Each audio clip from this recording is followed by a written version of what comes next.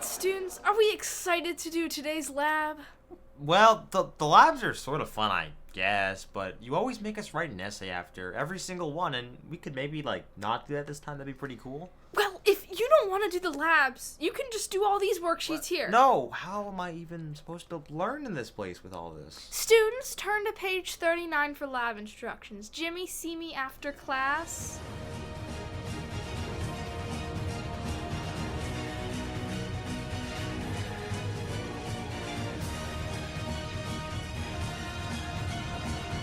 Welcome back to Operation School Sucks. I'm your host, JB. And I'm producer Brooke. Let's roll. So today we've got to talk about science class. We do love science class now, don't we? One of the worst classes in school. According to you. We're continuing this little series of talking about all the classes here. It's pretty great. Yes. So science class has many problems that are not necessarily exclusive to it, but some that are much worse than others. For instance, basically, if you go to public school science class, it consists of worksheets. That's all it is. I've had some personally very not fun experiences with this, where you're handed somewhere between 3 to 7 or 8 worksheets a day, and you're told, do this, what you don't get done, do it for homework, and we'll see you tomorrow. A lot of teachers, or a few teachers that I've had, just put out 4 or so bins on a table every morning, and you would just pick up a paper from each bin. You take them to your desk and be like, well, this is going to be torture. Yes, and the teacher sits back and watches cartoons on her computer or whatever. No one knows. But that's how it goes these days, and the concepts, they're all very, very boring. I mean, you have much repetitiveness, I guess you could say, where you learn the same things year and year over and over again. Of course, it'll vary for each class, but I think we've all heard water cycle and recycling and climate change over and over again from, super early kindergarten up to even, at the end of middle school and stuff. It's over and over, and you never learn any new information each time. It's just, hey, did you know that water cycle exists? You did? Well, I'm going to tell you about it again. Now let's do a quiz on it, because that's what we've come to, is we teach the same thing every year. And, if you live in a certain area, we'll teach the local environmental thing, I guess, that's local to every state or region. And then, you just do that. You just take a quiz, do a project on it, and it's very boring because you've already done it 5 times already. Speaking of projects, science projects are the worst. So, a lot of science projects will have these super strict rubrics. For one, why are we even doing a project if all of our projects are going to look really similar? Should just be allowed to write about the topic or draw something about the topic. Do it your way. But they're like, no, you must have exactly 2 pictures and 4 paragraphs and 9 colors on the page. Are you trying to constrain creativity and, wanting to learn and ingenuity? Are you trying to constrain that? Because that's what it looks like. That's actually what it looks like. I personally have barely any artistic talent, but I'll write. I'll write stuff, if I have to, I'll write stuff. And then some of my classmates and my friends are, very artistic, and they don't want to write anything, which is also understandable.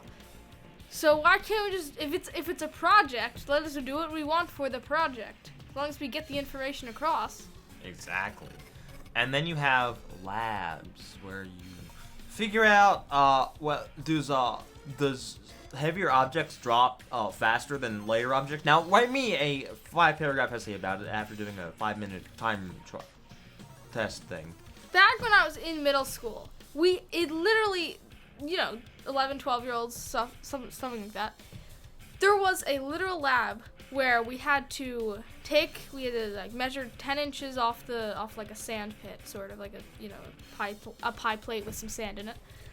And we would drop a light marble and a heavy marble from those 10 inches, and we would have to measure how big the crater was. That is incomprehensibly boring. And then they were like, we did the lab wrong, so this time we're going to have you drop the same marble from 2 different heights. And that's going to be much more interesting, and it wasn't. And we had to do essays for both of those. Whoa!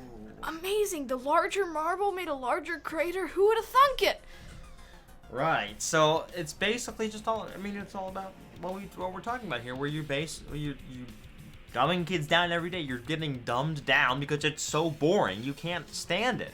I mean, you're just sitting there doing your worksheets or writing your essays or doing your super interesting labs, and you're being dumbed down. You are having the not only what information, but you're having wanting to learn drained out of you, and that's how it goes now. And then any time a like somewhat interesting lab comes along, they're like, well, you're gonna have to do an essay after it. Every single lab, you're gonna have to write an essay after it. And it's like, well, thanks. That is helping a lot, definitely. Please go. I think I've done one interesting lab in my whole life. One, and that was, I believe, 8th grade. I don't know, but that's that. It's just one, and then you know, maybe for some people it's a little more than that, but basically you're not learning anything in this because you don't want to learn. And how are you supposed to learn if you don't want to learn? It is that simple. It doesn't have to be overcomplicated. It's that simple. You're not going to learn if you're shut off from everything, just mindlessly doing your worksheets, mindlessly doing the quizzes, mindlessly doing the labs, mindlessly coloring in little rocks. I wanted to, how much time do we have left? I wanted to wrap up with one little story of mine. So once we did this quarterly project at the end of like third or fourth quarter, sometime in middle school, I think. And it was preparing like a trip to Mars or something. And everyone's presentations looked almost the exact same.